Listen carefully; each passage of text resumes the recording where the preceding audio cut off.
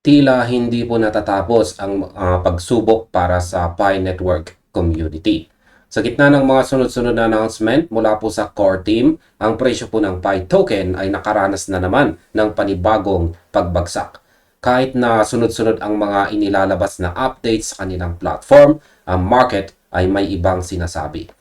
Kaya sa video na ito, pag-uusapan po natin ang mga bagong features na inilabas sa Pi App Studio at pag-uusapan din natin kung bakit sa kabila ng technological na pag-usad na ito, ang presyo ay dumulas sa isang bagong all-time low o ATL.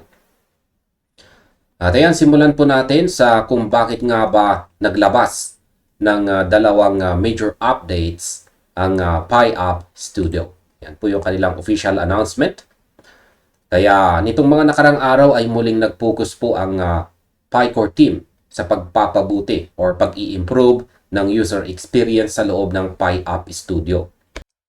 Sa kanilang pinakabagong blog post, dalawang malaking updates ang kanilang binigyang diin. Ang una ay nakatuon po sa back-end support. Ayan. Sa update na ito, ang mga developers na gumagamit po ng Pi App Studio ay maaari na ngayong mag-save at mag-retrieve ng data na specific sa bawat user sa kabuuan ng kanilang session. Sa madaling salita, ang mga apps na gagawin po sa platform ay magiging persistent. Ibig sabihin, kapag umalis po ang user at bumalik, nandun pa rin ang kanilang data at progress. Ito ay isang malaking hakbang para sa functionality ng mga apps sa ecosystem dahil mas magiging seamless ang experience ng mga gumagamit o users. Ngayon, ang aking opinion dito ay ito po ay isang logical na hakbang. Sa mundo ng software development, ang persistence ay basic pero napakahalaga. Kung gusto mong maging buhay ang ecosystem, isang ecosystem, kailangan ng mga apps na may memory. Kung wala ito, parang gumagamit ka ng website na kailangan mo laging mag-login o mag-input ng data mula sa simula. Bagamat mukhang technical, ito ang pundasyon para magkaroon ng mas complex na application sa loob ng Pi network. Pero bilang isang observer, napapaisip po ako, gaano kabilis itong ma-adapt ng mga developers? Ang pagkakaroon ng tool ay isa pong bagay, pero ang paggawa ng mga apps na talagang gagamitin ng tao ay ibang usapan. Yan, pag-usapan naman po natin dito ang AI-assisted app planning phase. Game changer ba ito para sa mga developers? Ito ba ang ikalawang update? Ito ay obvious naman na tungkol sa artificial intelligence at nagdagdag ang core team ng yan po tinatawag nilang AI-assisted app planning phase. Ang layunin nito ay tulungan ang mga developers na gawing mas interactive at saka dynamic ang kanilang app concepts. Imbis na manual na pagpaplano, tutulungan sila ng AI na buuin ang konsepto ng kanilang application ng mas mabilis at saka mas malinaw. Ito ay kasunod ng mga naunang announcement gaya po ng Solo Host at saka Pi Sign-In na inilabas noong June 28. Sa aking opinion naman, ang paggamit po ng AI sa app planning ay pasok po sa trend ng taong ito na 2026. Lahat ng platform ngayon ay nakikipagkarera sa AI integration.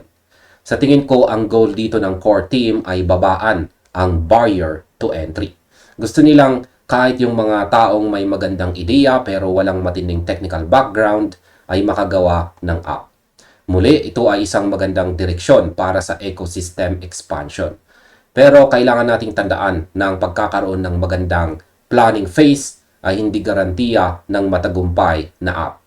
Ang tunay na test ay kung makakagawa ba ito ng mga useful tools na magdadala ng tunay na value sa ecosystem. Ngayon, pag-usapan naman po natin kung bakit bumagsak ang Pi token sa panibagong all-time low nito.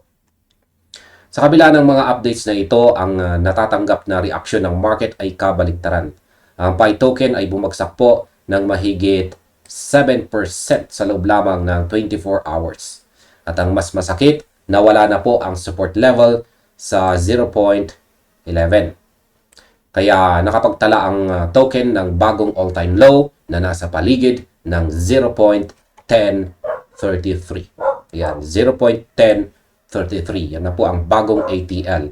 Ito ay mas malala kumpara sa galaw ng mga ibang coins sa market na bumaba lamang ng 1 to 2%.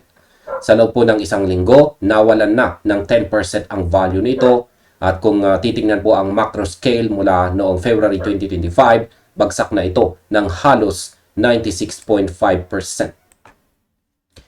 Sa aking opinion, bakit hindi tinatanggap ng market ang mga magagandang updates na ito? Sa palagay ko ay may tinatawag na disconnect sa pagitan ng development ng platform at ng market sentiment. Ang mga investors at holders ay naghahanap po ng utility na nagtra-translate sa presyo.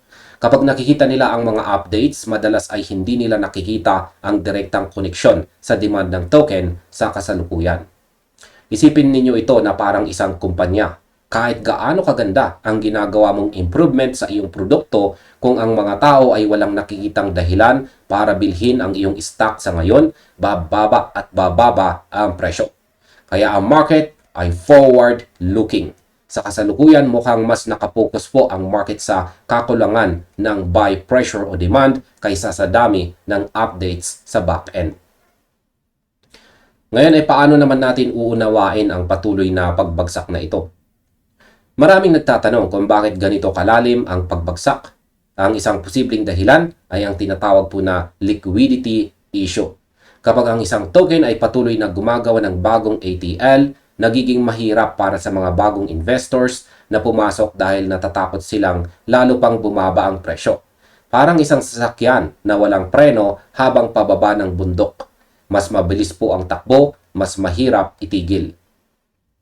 Bukod dito, sa tuwing may bear cycle, ang mga risky assets ang unang binibitawan ng mga traders. At dahil sa controversial na status ng project, mas madaling maapektuhan ang presyo nito sa anumang negative market sentiment. Ang 96.5% na pagbagsak mula sa all-time high ay nagpapahiwatig na marami ang underwater o talo sa kanilang investment. Kaya ang anumang kaunting bounce ay nagre-resulta sa pagbenta ng mga taong gustong mabawi ang kahit konting natitirang puhunan. Ngayon, sa aking opinion, ang pagkawala po ng 0.11 na support ay isa pong psychological na dagok. Ang 0.11 ay nagsilbing anchor para sa mga holders sa loob ng ilang araw. Nang mabasag ito, nagkaroon po ng tinatawag na cascade effect. Para sa isang asset, ang support ay parang isang sahig. Kapag butas na ito, mahirap na pong pigilan ang paghulog. Kaya ang aking pananaw po dito ay simple lamang. Hanggat wala pong matinding catalyst na magdadala ng bagong demand, hindi lang sa development side kundi sa trading volume side, mananatili pong mahina ang presyo. Kaya hindi po sapat ang tech updates lamang. Kailangan ng market ng confidence. At ngayon, ano naman ang susunod na mangyayari sa Pi Network? Sa kabila ng negatibong presyo, ang core team ay hindi po tumigil sa pag-build. Ang kanilang roadmap ay malinaw sa pagpapalago ng app ecosystem. Sabi nila ang mga updates na ito ay magbibigay po ng persistent experiences sa mga user. Kaya ang tanong lang, gaano katagal bago po mag-click ang publiko? Sa aking opinion, ang nakikita ko po ay isang project na long-term ang mindset. Pero sa mundo ng crypto, madalas ay walang pasensya ang mga tao. Ang Pi Network ay nasa position kung saan kailangan nilang patunayan na ang technology nila ay lalampas sa hype.